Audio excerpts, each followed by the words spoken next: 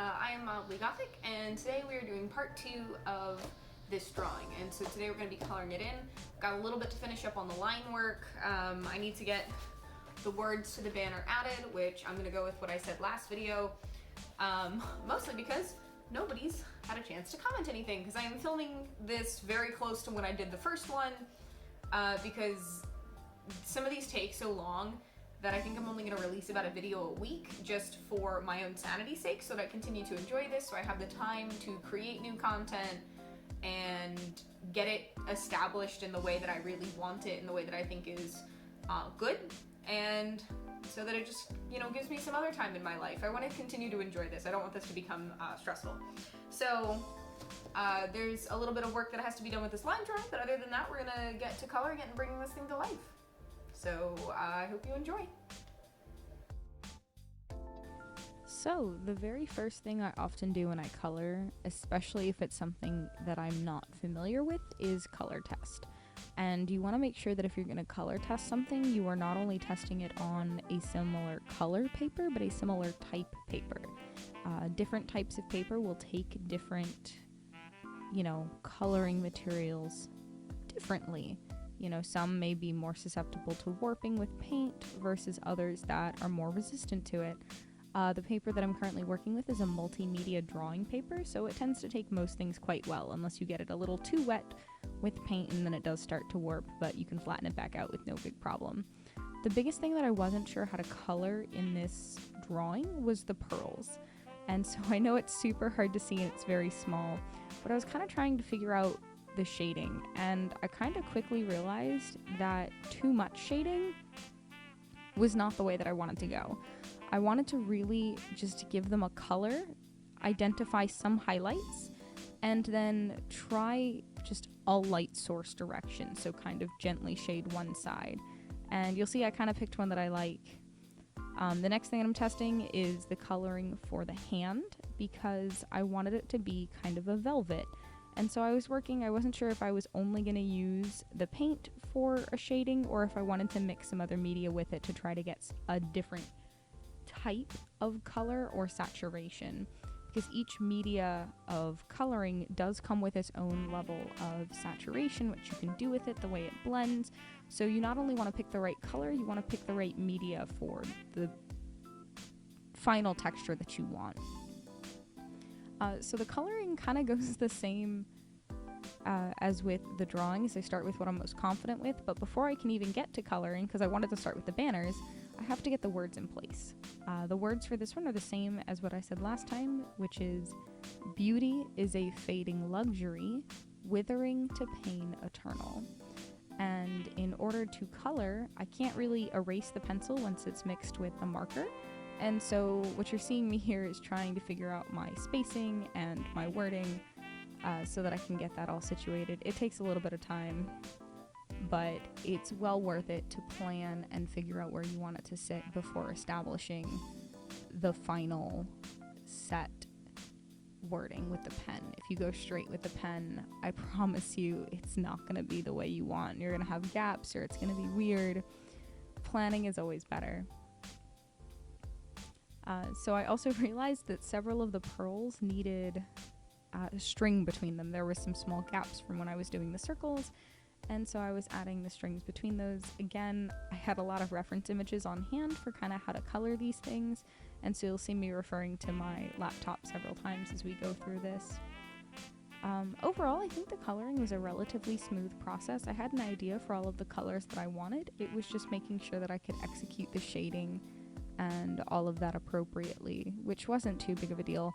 Honestly, I think trying to get the wording settled took me more time than I expected, which is why this ended up being almost the same length as the last one, but that kind of shows you that these art pieces take me quite a while from start to finish, so whenever I post them, just know at least 3 to 4 hours of work minimum went into each one of them. It varies depending on the design, the complexity, what medium I decide to use as far as painting, but for the most part they take me a while. And you can see I finally got settled on the way the wording was, so I decided to go back in with a pen and ink that in. I do enjoy cursive in these kind of pieces. I think it just adds a little bit more than just a standard print. I think cursive is just something a little bit, extra and special. And so again, we got to make sure we erase all of those pencil marks. We don't need those in there.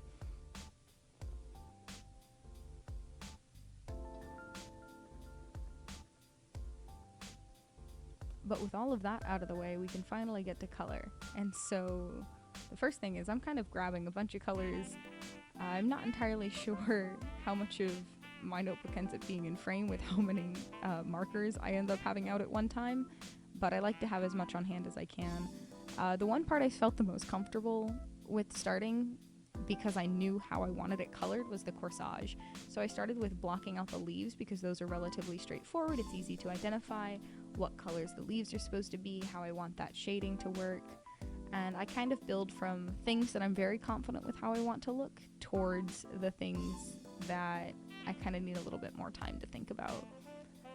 I do sometimes go for my Sharpies. Sharpies you do have to be careful with because they do tend to bleed a lot, meaning the edge of where you initially put the marker is not where the edge of the Sharpie mark will end when you pull it away from the paper.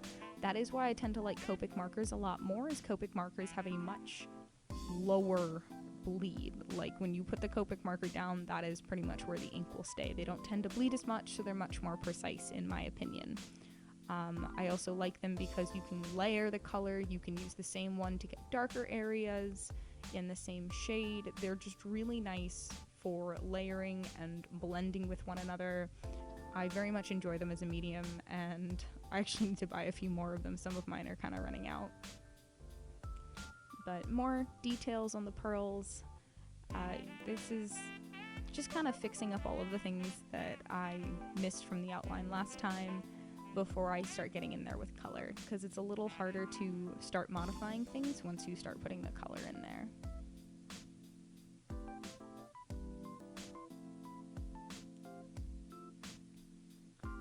My general process when I start with Copic markers is I pick what I want the lightest shade to be. Because if I start with generally what I want the lightest shade to be, I can always go back and make it darker. It's so much easier to darken areas than it is lighten them. If I do need to lighten, that's when I'll often bring out my paints, because paint can be a solid layer on top of basically anything. But especially with the banners, when I'm trying to get the words or, some other things, it's, in my opinion, a very good practice to start with the lightest color that you need, and then slowly build and add to it until you can achieve the darkest tone that you want. I'm also making sure to try to clean up any pencil marks that I see. The pencil marks can sometimes mess with when you're trying to color it. They can smudge or blend weird and then just result in not as smooth or clean of color. So making sure you get rid of all of the pencil marks is always super important.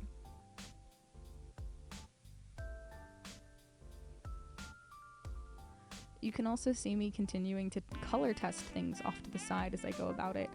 I always want to make sure I verify the color of a marker before I put it to the paper. I don't want to think something is one color and then actually put it to my drawing and realize it's another. That's why the color of the paper and stuff that you color test on is very important.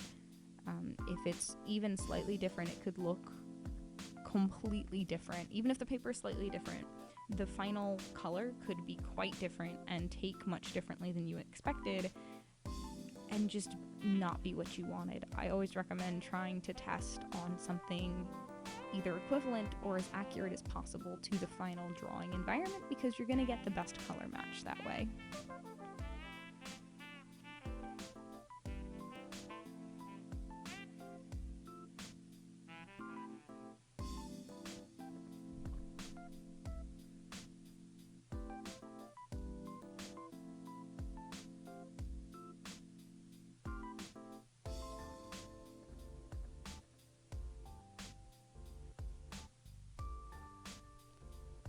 So another way to use the color testing is when you are trying to build and shade multiple things, you can color test how different markers look on top of one another, because it's not always about what it looks like by itself. How do they blend? How do they build? I do tend to find Copic markers a lot better at that with the blending between shades than, Sharpies. It's just a lot smoother with the way they dry and everything. Sharpies leave such a harsh line, it leaves very little room for blending it out. Copic markers with that double end, I tend to use the brush end more than that block end that you might associate with a thick Sharpie. I just find it much more useful and a much more versatile drawing and coloring implement overall, I would say.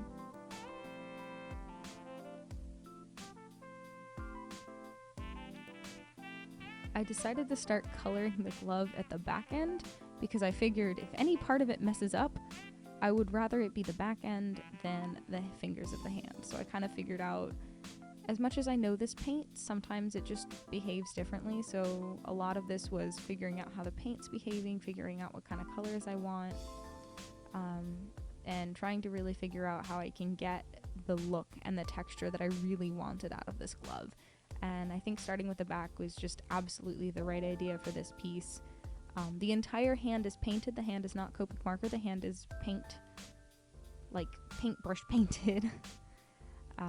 It just gave it a different feel. It's a look and a texture that I don't think I could have achieved with anything else. Maybe crayons. But crayons weren't the medium that I really wanted to use for this. So you can see me blending a color to try to get the shade between the black and the red to build that in so that I can get that nice gradient so it can look like it's actually a hollow inside of the glove.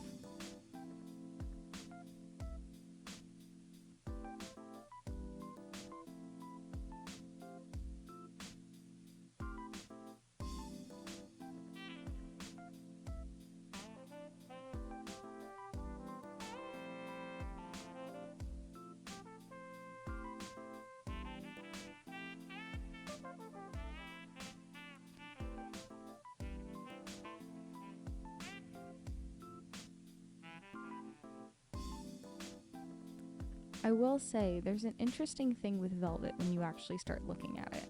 I know I'm working on the banners right now. The banners, you really just want to give some more dimension in those crevices and, curved areas so it can actually look like it has some shape and motion to it. But when you look at velvet actually has shines even in places of shadow. It's just due to the way that the fabric lays. It's got this very odd look to it, which I think you'll end up seeing at the final product.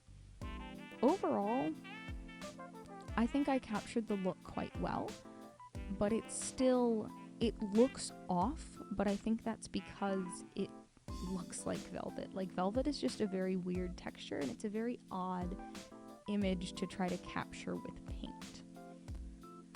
But, I mean, for the most part, so now I'm going in with the pearls. The pearls were interesting. I ended up doing them a lot simpler than my original color test, even though I did add some more detail at the very end. I really just wanted to give them some color and some definition. I didn't want to oversaturate them, just to give them a light definition of shine and color. And so you'll see them go from white to this very nice pale color. I believe the color of that Copic marker is cotton pearl, so it has pearl in the name and just ended up being the best color choice for these. But overall, I think I've explained my general thought process when it comes towards coloring and specifically when approaching this drawing. So for the moment, I'll be silent so you can enjoy the rest of the process.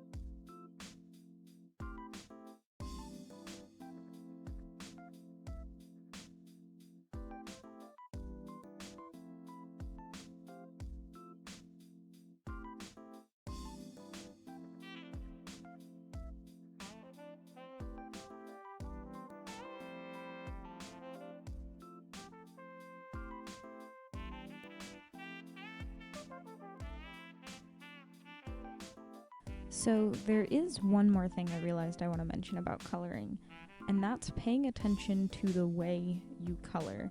and that means the direction of how you move your brush or crayon or marker. You want to be sure if it's something that might leave a mark, that it's going in the direction that you want. If you look at famous paintings, think of Van Gogh, the direction of the brush strokes is extremely intentional. And so whether you want it to follow the shape of the object or be purposefully outside of what people might consider the norm, some of the best advice I think I can give is be intentional and purposeful with the direction of your brush strokes. It can help make or break the illusion of a three-dimensional object. It can change the depth perception of an image. The strokes of which you use to color are extremely important in capturing the intended look of the final product. And you'll see me pay a lot of attention to that as I'm going through the fingers and the different components of the glove and trying to make sure that I'm giving definition in the right spots and truly attempting to capture the shape of the glove.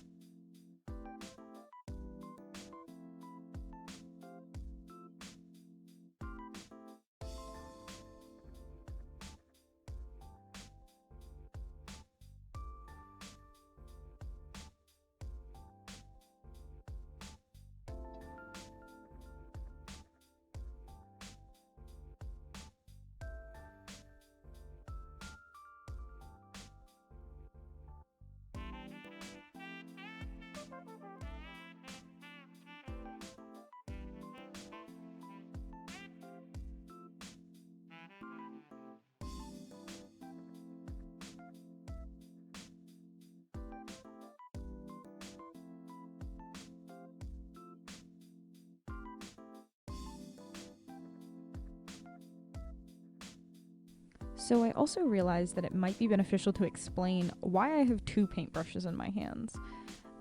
This kind of paint I'm using differently than I guess one might normally use paint, and that's because of the look that I'm trying to achieve. I'm using one of them as a kind of more dry brush to more directly apply the color in certain areas, and I'm using the other one with water to then kind of blend it out. This is an acrylic paint, and this is likely not how anyone would recommend using acrylic paints. But as far as the look that I was trying to achieve, I wasn't looking for total color saturation, and since I'm only using the one color to achieve my lights and my darks, I wanted a little bit more control over the texture. The dry brush element gives me that not fully finished look, and then the water helps me blend and smooth it out into all of the areas of the glove that I want the color to be present.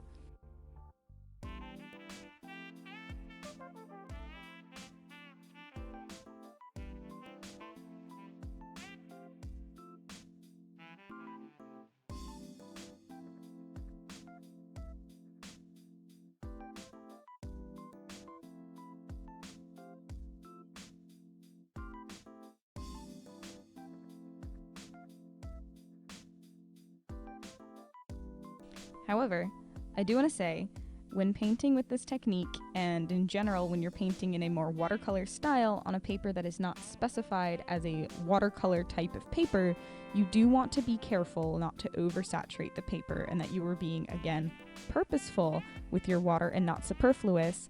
Otherwise, your paper can start getting oversaturated and it'll start warping, and your brush is not going to necessarily get into all of those divots. Your color will be super uneven, and you're just going to end up partially potentially ruining all of the hard work that you've already put into the piece. So just a word of warning, again, attempt to be purposeful with the application of the water so that you don't, make the paper too wet to the point that it's useless.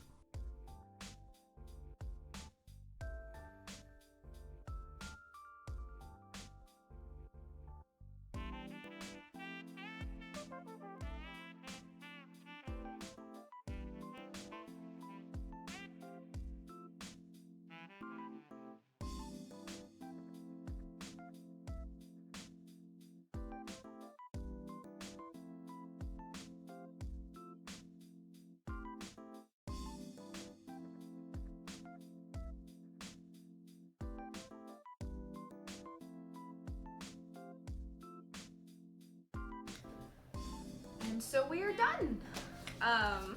We have the final product. If you look at this closely, there is a little bit of coloring that I did right after I finished it, because again, I tend to put my face very close to it, and so some of the finer details are hard if I'm not like super right up in it. So I added a little bit more shading to the pearls, put some more gray in the flower to kind of give it a little bit more of an offset. It's not quite as perhaps wilting as I initially wanted it to be, but I didn't want it to get super muddy. I still wanted to keep it clear. I decided not to do anything as far as color-wise with the base of this. I thought it just kind of looked neat on its own and that there was already enough going on without having an extra story to that. So that just ripped, you know, however you want. This texture is intentional. I probably mentioned that whatever voiceover I'm doing. This texture is absolutely intentional. I wanted it to kind of look like a velvet glove. I think I achieved that to some degree of success, which I'm quite proud of. I might add a little bit more to the banners. These are a little bit plain, but really all it is for the banners is, you know, trying to make sure that it's dark and has enough of that contrast. But I'm quite proud and pleased with this drawing. If you have any general suggestions for a drawing or an artsy thing, let me know. I love suggestions. I take them from my friends all the time. If you have me on Snapchat, you'll know I just kind of pull for, I want to draw something, give me ideas. So I'm quite happy with how this turned out, and thank you for watching the 2-part process.